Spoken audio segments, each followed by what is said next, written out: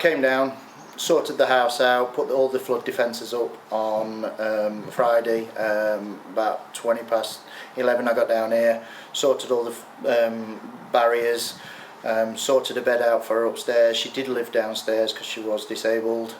She struggled walking to a certain extent. Got everything ready, told her what to do if the water comes in the house to get upstairs as quick as possible. We left at 12:20. She rang me at 1:20 and said that there was water coming in the house. I asked her to get her stuff ready, get whatever she needed, go upstairs and stay upstairs until I got back down here.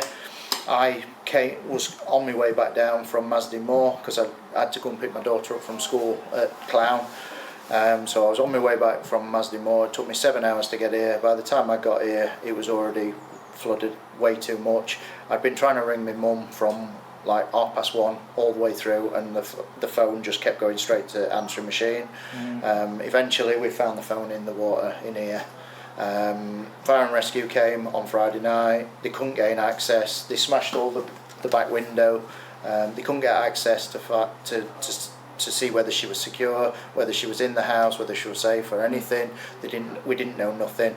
There was a danger to life. They wouldn't let me in anywhere near the house. The water was nearly up to basically my eyes, so I wouldn't have been able to come down here and get in. I was hoping that she'd got upstairs and everything was alright and we'd just see her the next morning. Fire and rescue said that they would send somebody down first thing the next morning as soon as the water receded, and that they could come in and check and see whether she was okay, and for us to wait for a call. We never got the call, so at around about 9:30 I came down the next morning. I came to the window behind you, forced it open and found my mum floating in the water, right where you are now. And then obviously rung the police, spoke to the police, and everything went from there. Oh, and that's just horrific. I mean, you know that this is a flooding risk, but the house was just overwhelmed. Yeah, it just comes too quick. It comes from literally, well, we don't know where, just back up and back up. Rivers aren't dredged anymore, things are not cleaned. We don't feel that the sewers have been sorted. There was so many promises after everything that happened in 2007. We were supposed to be having trees taken out, we were going to have banking sorted. There was the regeneration of the Wingerworth area, and said that would hold all the water up from coming into the town. All the work that was supposed to be done on Hornsbridge roundabout. There's so much that's been promised over the years, a basin and everything else, and it still happened. It's actually been worse this year than it was back in 2007. Can one understand that you'd be quite angry? What happened to your mum? Yeah, very angry. I mean, nobody could. I'm not saying anything could have happened differently, we just don't know, but I just don't think there's enough being done with flood defences. The Environment Agency turned up yesterday, half the time they don't even know. This street is the last place that anybody ever comes to, is the last street that anybody visits. People get forgotten down here, and this is the place that, I mean, nobody up Chatsworth Road, Derby Road or anywhere else in Chesterfield got it as bad as we did in 2007 and now this year. And the council dropped the sandbags off at 12:20, way too late. The water had already started getting into the yards and the gardens by then.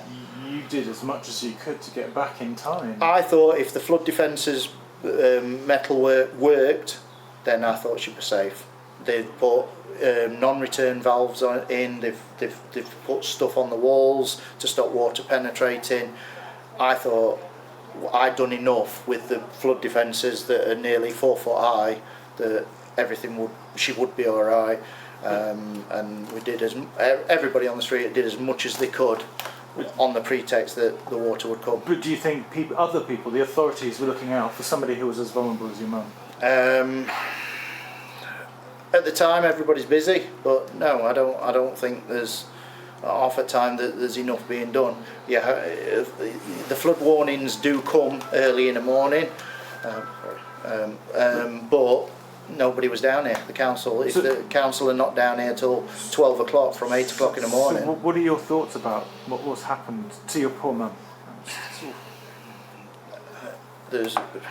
I don't know. I honestly can't put it into words at the moment. It's a bit of anger because nothing ever seems to get done. We're building more and more houses. You can't take it. The country can't take the amount of water that comes down. We should be able to survive with 24 hours of rain. Shouldn't get ever this bad. The rivers should be clean, they should be dredged, they should be widened, they should be cleaned out, basically. But when people are losing their lives as a result, I mean, it's just... I think, yeah, it is. But it is an unfortunate thing. It might only be one person that it's happened to. But for anybody to Yeah, lose for anybody to lose their lives in a flood. Yes, fire and rescue might have been able to do a bit more, but if she was already gone, she was already gone. There's nothing else. But for me to have to come and find her myself was more the upsetting thing for me.